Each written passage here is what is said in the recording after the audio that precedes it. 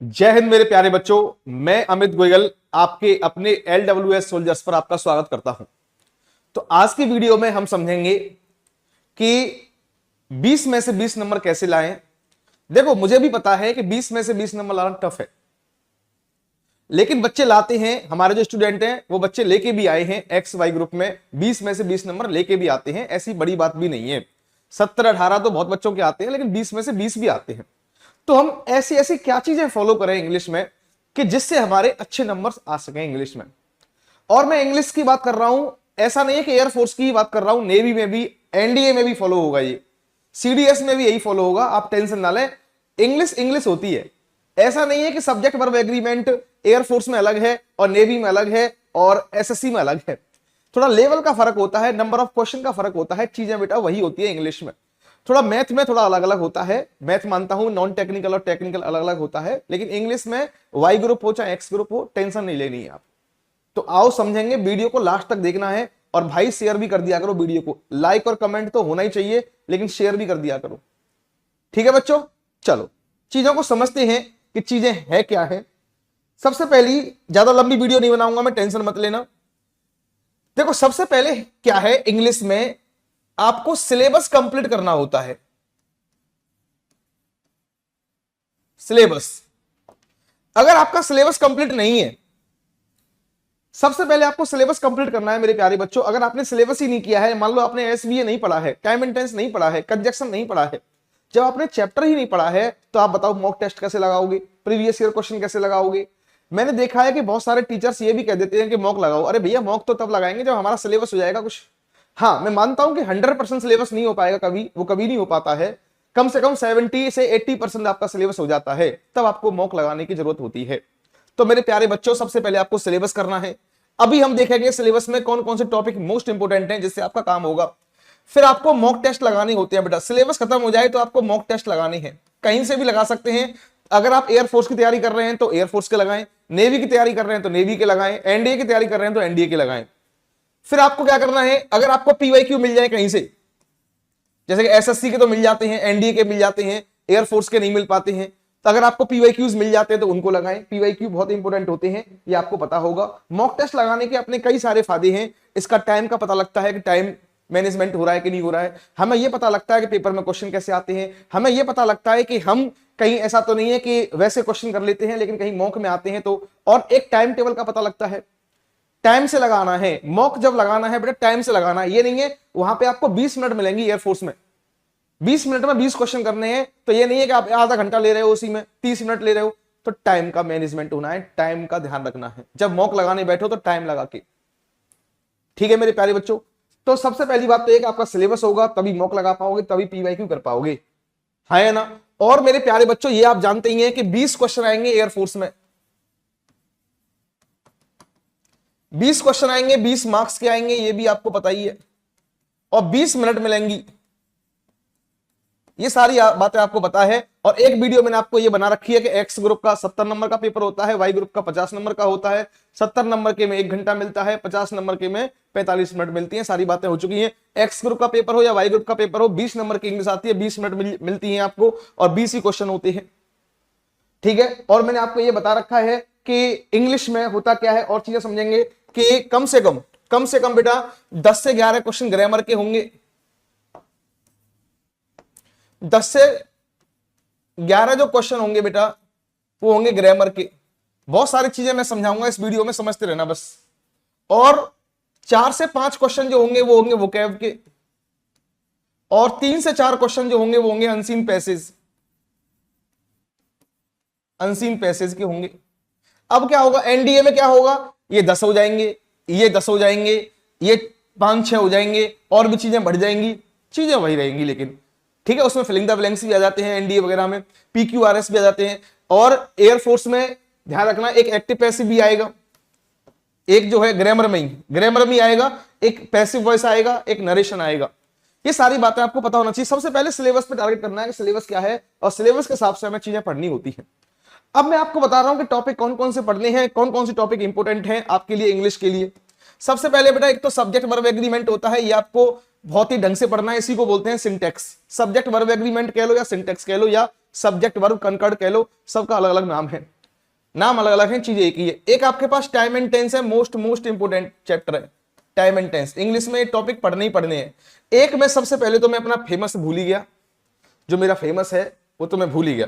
एक इंग्लिश में बेसिक्स होता है, ये भी आपको पढ़ने हैं इंग्लिश के बेसिक्स। और एक बेटा कंजक्शन होता है, मोस्ट इंपोर्टेंट टॉपिक। ये इंपोर्टेंट टॉपिक वो हैं जो पढ़ने ही पढ़ने हैं। एक प्रीपोजिशन पढ़ना है आपको, थोड़ा बहुत हल्का सा पढ़ना होता है, ये नहीं है कि पढ़ते जा रहे हो आप डीप में। एयरफोर्स के लिए डीप में नहीं पढ़ना होता ज्यादा, इसलिए time and tense, conjunction, preposition, थोड़ा बहुत आपको नाउन भी पढ़ना होता है। और एक टॉपिक और पढ़ लेना, एडजेक्टिव और एडवर्ब, बस। इनके अलावा कुछ नहीं पढ़ना है आपको। हालांकि आर्टिकल भी पढ़ना होता है, लेकिन आर्टिकल का हल्का क्वेश्चन आएगा, आप टेंशन ना लें। जब भारी क्वेश्चन आएगा तो वो तुमसे भी नहीं होगा, किसी से नहीं होगा, ठीक है ना, ठीक है। तो ये टॉपिक ऐसे हैं जो मोस्ट इंपोर्टेंट है, पढ़ने ही पढ़ने हैं। और वोकैब में आप जानते हैं एंटोनिम्स आएंगे, सिनोनिम्स आएंगे, वन वर्ड्स आएंगे, है ना, और आपका मिसेस स्पेल्ट भी आ सकता है, ईडियम आएगा, ये आपको पता ही होगा। ये सारी चीजें हैं, ये आपको पढ़ने हैं। ये टॉपिक बहुत मोस्ट इंपोर्टेंट है। एक बात और समझनी है बेटा, एक बच्चों को दिक्कत रहती है सर डिक्शनरी कौन सी रखें मोबाइल में। डिक्शनरी की बहुत बड़ी बात होती है। जैसे मान लो बच्चे पूछते हैं, मान लो इंग्लिश का कोई वर्ड आ गया, पहले टेबल, अब इंग्लिश का कोई वर्ड आ गया, बच्चे पूछ रहे हैं, मास्टर से, टीचर से पूछते हैं, लाइव क्लास में या कहीं भी। बेटा एक बात ध्यान रखनी है, कुछ चीजें अपने आप भी करनी होती हैं। मोबाइल में हिंदी के लिए अगर आपको हिंदी में कोई वर्ड देखना है तो बेटा एक डिक्शनरी आती है हिंग खोज, आती क्या है, प्ले स्टोर से आपको डाउनलोड करनी है। प्ले स्टोर से आपको डाउनलोड करनी है हिंग खोज डिक्शनरी। अगर कोई इंग्लिश का वर्ड है आप उसे हिंदी में देख सकते हैं, उसमें डेली का डेली एक वर्ड ऑफ द डे भी आता है, वो भी आपको याद करना है। बहुत अच्छी डिक्शनरी है ये हिंदी वाले बच्चों के लिए।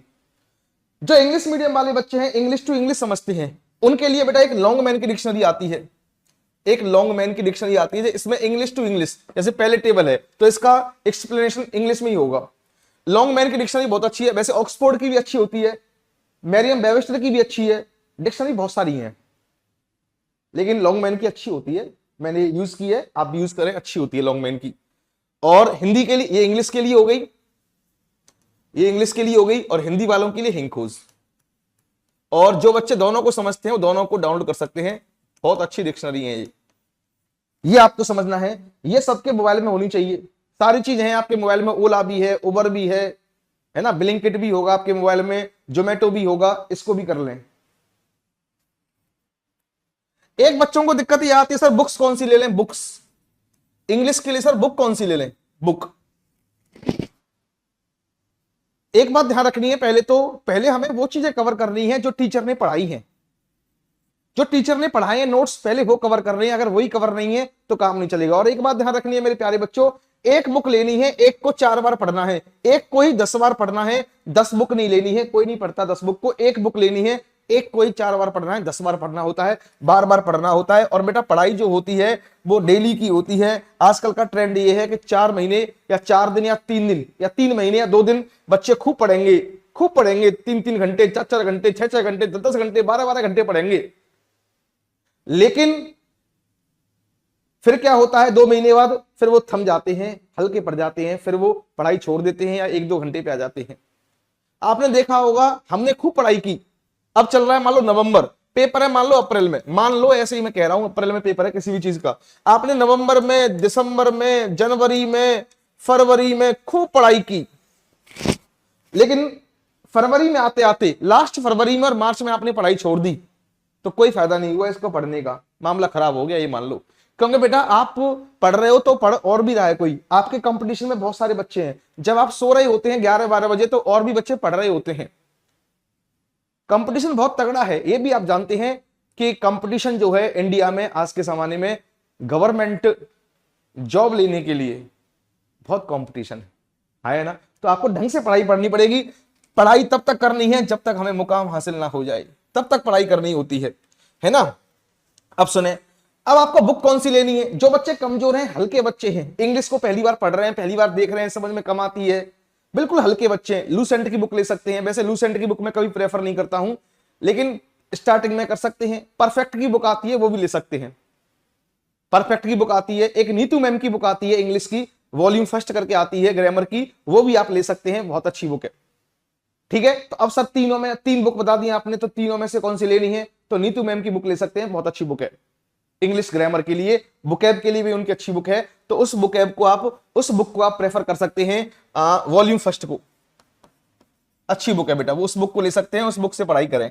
कम क्वेश्चन है और सारे टॉपिक के क्वेश्चन है। जो बच्चे अच्छे हैं, सर हमने तो इंग्लिश कई बार पढ़ी है, हमें इंग्लिश ढंग से करनी है, हमें अच्छे से इंग्लिश करनी है, तो बेटा एसपी बख्शी की बुक ले सकते हैं, एसपी बख्शी की बुक ले सकते हैं, अच्छी बुक है ये एसपी बख्शी। अरिहंत की बुक आती है एसपी बख्शी की, ये नीतू मैम की बुक है वॉल्यूम फर्स्ट। ये बुक का मामला खत्म हो गया, एक बुक लेनी है, लेकिन जो बच्चे अच्छे हैं वो ये ले सकते हैं, जो बीच के से हैं, कमजोर हैं, वो ये ले सकते हैं स्टार्टिंग में। इसी से काम हो जाएगा, वैसे तो एसएससी में भी इसी से काम हो जाता है, एयरफोर्स नेवी में तो हो ही जाएगा। एयरफोर्स नेवी वालों को ये जरूरत नहीं है, एयरफोर्स वाले जो बच्चे हैं वो ये ना लें, ये लें बस, ये वाली बुक लें। हाँ है ना, सारी बातें क्लियर हो रही हैं, सारी चीजें समझाऊंगा मैं आपको, टेंशन ना लें। अब सर ये बताओ कि 20 में से 20 मार्क्स कैसे लाएं? आपने तो वीडियो इसकी बनाई है कि 20 में से 20 मार्क्स कैसे लाएं। तो बेटा पहली बात तो ये है कि पहले आपको सिलेबस कंप्लीट करना है। सिलेबस कंप्लीट हो जाए, फिर आपको सिलेबस कंप्लीट होने के बाद मॉक लगाने हैं। पेपर से कम 1 महीने पहले मॉक लगानी चाहिए, कम से कम डेली मॉक लगाओ, एक मॉक डेली लगाना है टाइम टेबल लगा के। और मैं गारंटी देता हूं, अगर आपने सिलेबस ढंग से पढ़ा है और मॉक ढंग से लगाए हैं तो कोई आपको फेल नहीं कर सकता है एग्जाम में। और जो बेटा मेरी बेसिक क्लास है इंग्लिश की, उन्हें ढंग से पढ़ लो, मजाक नहीं कर रहा हूं। बेसिक क्लास से ही बच्चों ने एयरफोर्स नेवी का एग्जाम निकाला है। बच्चे मुझसे कहते हैं खुद, मैंने कभी नहीं कहा बच्चों से, ना मैंने पूछा बच्चों से क्या हुआ, बच्चे खुद कहते हैं कि सर आपकी अगर बेसिक क्लास बच्चे पढ़ लें, तो एयरफोर्स नेवी की बात कर रहा हूं बस, तो एयरफोर्स नेवी का एग्जाम बेसिक क्लास से ही 10 से 12 क्वेश्चन अपने आप हो जाएंगे। बहुत अच्छी क्लास है वो बेसिक क्लास। तो वीडियो बेटा आपको अच्छी लगी होगी, है ना?